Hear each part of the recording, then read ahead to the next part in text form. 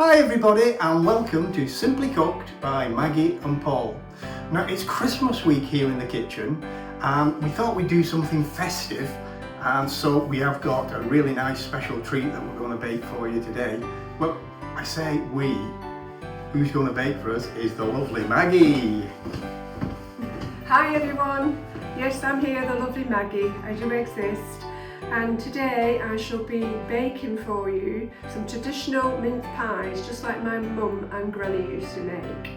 So I think we better get cooking. So all you need is plain flour, self-raising flour, some stock, lard, minced meat, pinch of salt and water, and that's it. So you start off with, all the measurements will come up on screen for you afterwards. So you start off with your sieve flour, bit of a slow job, but we'll speed it up, shall we?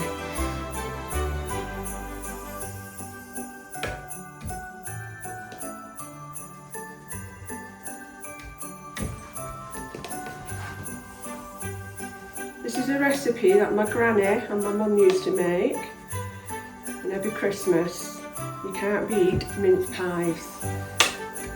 Well, I don't think you can. I know they're not everyone's favourites, but they're mine. So that's that one. Now we'll have the self-raising flour, same thing, just give it a shake. Makes your flour nice and finer. Bit through this. Okay, and then I've got in the fridge my butter and lard. It has to be kept in the fridge until the very last minute, because the colder it is, the nicer the pastry. And then pour it all in.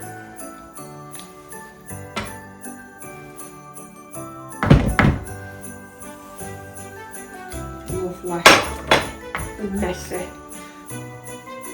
Now what we're going to do is using your fingertips only, because that's the coldest part of your hands, and that keeps your pastry from being like hard. Just makes it. My school teacher taught me this. And don't mess with it too much, be as quick as you can. Literally. Milk, trying to rub all the lard and the butter into the flour. Okay, so that's got a nice crumble. It's all light and crumbly, if you can see. So what I'm going to do now is just add a pinch of salt. That's it. There we go. So I'm going to make a circle in the centre of my pastry and start adding the cold water. Now when you're adding the cold water, you don't add it all at once, because you don't want too much, because it can make it too soft and not go together, and the opposite, if you don't have enough, it won't go together. So I'm not using my hand, I'm using my tips again. I don't want to use my hands because they're the warmest bit in the pans.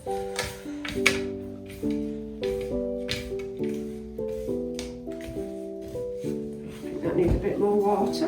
Okay, so that takes a little time, you have to be patient. You think sometimes it's not going to blend together, but it does.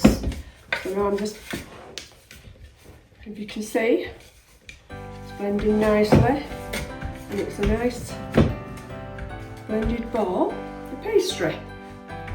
So all there's left to do now, well it's not all there's left to do, but what we have to do is pop this in the fridge for half an hour to 40 minutes. Just cover it over with a cloth and let it sit in the fridge. Okay, so the pastry's had 40 minutes in the fridge, cooling. So now, I'm not going to roll it all in one go, because you need one part for the bottoms and one part for the top. So a little bit more for the bottom, because they're a little larger. We'll set that to one side. I sprinkled a bit of flour on my board. And now going to roll it out.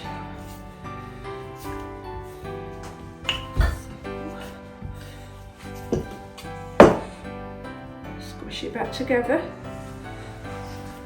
So pastry's all rolled out.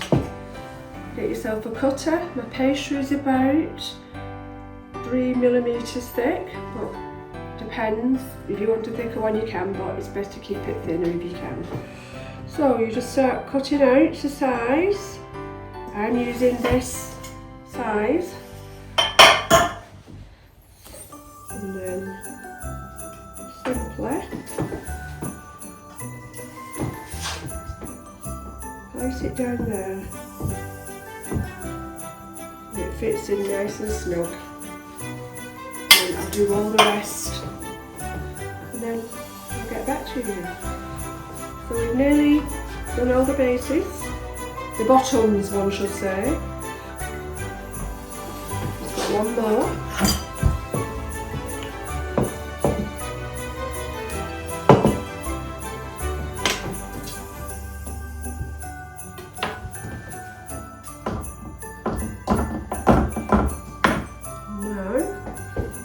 To add our mince. You don't want to put too much mince in, as if you put too much in it all bubbles out, plus it tastes too sweet. You only need one of those spoons. It's fine. So I've filled them all with mince. Rolled out the second piece of pastry, cut them to size, which you do a little bit smaller.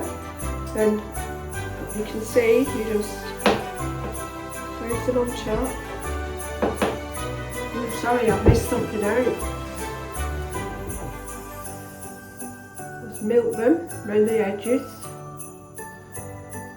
and this will help the tops to stick.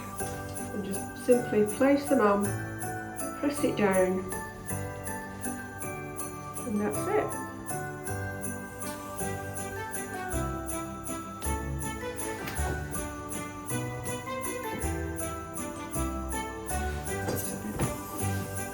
Now, just to help you pick it up, push it down, then milk again, push the tops. This helps them to be nice golden colour. Then we will pop these in the oven for about 15 minutes. Electric oven I'm using. Fan assisted at 180. As I say, around 15 minutes, but keep your eye on them. Sometimes the different ovens, pastries don't need quite as long. We don't want them burnt, do we? So that's it. They're ready to go in the oven. Yeah, going in the oven. Centre of the oven. So all we have to do is wait. So they've had the 15 minutes and they are now done. So just pop them out in the oven. Not to say they smell delicious.